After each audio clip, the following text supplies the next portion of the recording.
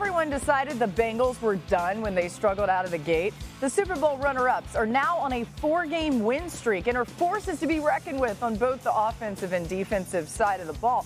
Joe Burrow continues to impress, and the Bengals coming off another big win on Sunday, as a big reason for their success has been the play of Burrow in the fourth quarter. So this season, Burrow ranks third in QBR in the fourth quarter of games, is leading the league in both touchdown passes and first down rate. He's thrown the go-ahead touchdown in the fourth quarter in each of the last 2 weeks against Kansas City and Tennessee. Big moments. He's clutching those moments. We know he's Joe Cool and all that jazz. But, Mina, what has wowed you most about Burrow and the Bengals in recent weeks? Well, Laura, earlier this week after the Bengals beat the Chiefs, I talked about how much more patient the offense has become, how Joe Burrow has been so good at picking his spots underneath versus shell coverage. But another change that I neglected to mention is how good he has been scrambling. And this is a really big part of their offensive success, even if it's just a few scrambles per game. Look, he's not the fastest runner in the NFL, obviously, but he runs with great vision, patience, and timing. If the grass is there, he is going to take off. It's important, obviously, because defenses frequently fail to account for it, and it's especially important in the low red zone. Would you be surprised if I told you that Joe Burrow has more rushing touchdowns than Lamar Jackson, Marcus Mariota, and Daniel Jones this year? Now, a lot of that is, of course, because defenses aren't keyed in on stopping him, but it doesn't matter. The fact that they're keyed in on stopping him is why he should be running. What if I told you? Okay, well, let's turn our attention to this week against the Browns. Of course, the Browns have Deshaun Watson back. He struggled. He was knocking some rust off last week. But Joe Burrow, 0 for 4 in his career versus the Browns. Why have the Bengals struggled against Cleveland, Swagoo? Y'all ever heard of a dude named Myles Garrett? I know him. I've seen him play a long time. And he has caused so many problems for this team. Look at Myles Garrett, pass rush rate against the Bengals, higher than anybody else against any other team. Aaron Donald's sitting there at 30 against the 49ers. But he's been a one-man wrecking crew. And then, too, this has been a part of the struggle for the Cincinnati Bengals. Why, to me, it was so extraordinary that they were able to get to the Super Bowl last year with the way that their offensive line played.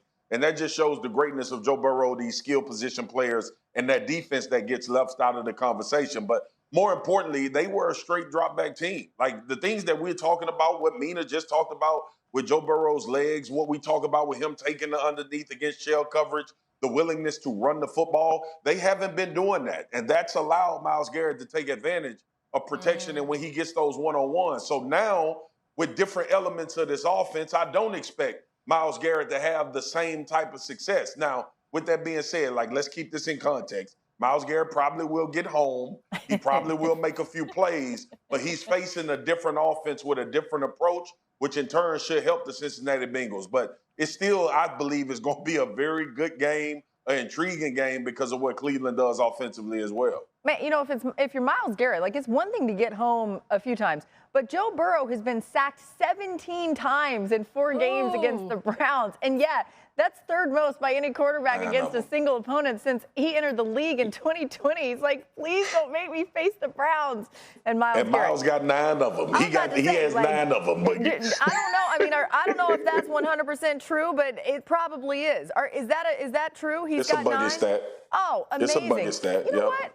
Swagoo is the researcher of the show sometimes, too, but it did come from Buggy. All right, up next. No, it's Buggy. It's Buggy. I'm giving him credit. I love it. We've seen Josh Allen be Superman plenty of times, but the Jets have had his number a little bit this year. Is their defense his kryptonite? Well, 3 times this Bengals defense got to him last week. They sacked him twice. Also, Travis Kelce had an uncharacteristic fumble. Patrick Mahomes doesn't enjoy playing these Bengals, and Joe Burrow, does he? Frustrated in this game for sure, slamming the helmet. And so on to this week, right? Sunday, Patrick Mahomes and the Chiefs will be taking on one of the league's best defenses. This season, the Broncos defense ranks top 3 in the league with points allowed, yards per play, third down conversion percentage, and red zone efficiency. The offense is one thing, but that Broncos defense is unreal.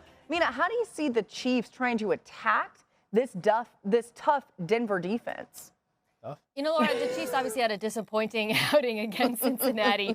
But one thing that they did very well was run the football. I came away from that game thinking Isaiah Pacheco, that is your #1 running back. He was especially great running into light boxes, 5.4 yards per clip.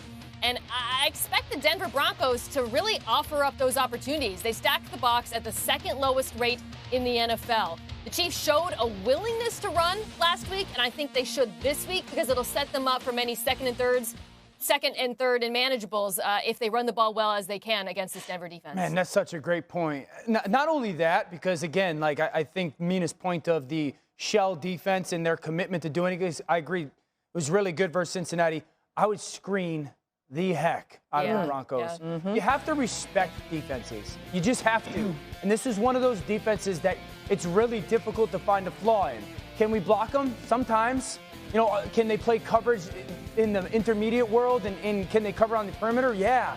Do they have really good blitz packages? Yeah.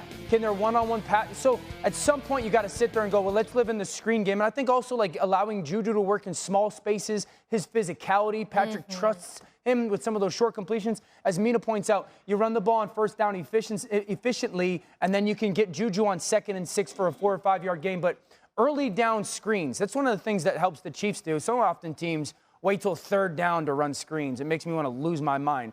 Run screens on first downs. Yeah. You know, like, and that keeps defenses off balance. Patience. I think that's a key. Yeah. I love that, D.O., because it's efficiency as well. It gets him some high percentage throws early in this game. And last week we talked about it. Coming off of the game against Cincinnati, I felt like Pat got a little bit back to pressing a little bit, as opposed to taking the 3 to 5 yard check downs or even routes that were underneath that could have went for first downs. I think he'll acknowledge that, be a little bit more efficient, and understand too, like, this is Patrick Mahomes. He's going to find explosive plays throughout the duration of a game. He just has to pick and choose those wisely. At times, he got himself in trouble against Cincinnati, throwing in some coverage, and sometimes we saw it work out. So you never want him to get away from that. But I thought he missed a few opportunities underneath to just pick up some first downs or just to give themselves some favorable 2nd and 3rd down situations, playing into what Mina said, the way Pacheco was running the football. So I think this is a game where he stays explosive, but some of those misses that we talked about previously, even last year early in the season, that he wasn't taking, I think he takes some of those, soften that Denver defense up, and then that'll give him his opportunities downfield. Yeah. You know, guys, this Denver defense is dominant, but Patrick Mahomes, this might be like the perfect recipe for him to get a nice bounce back, too. He's a perfect 9-0 against the Broncos. It's hard to do. Never lost in to his him? career. He's never lost to him. Not wild. He didn't play good last year against him in the they've been playing, right? I did that game. Yeah. They've been playing with a bunch of Dan Orlovskis at quarterback. Wow. That's the problem.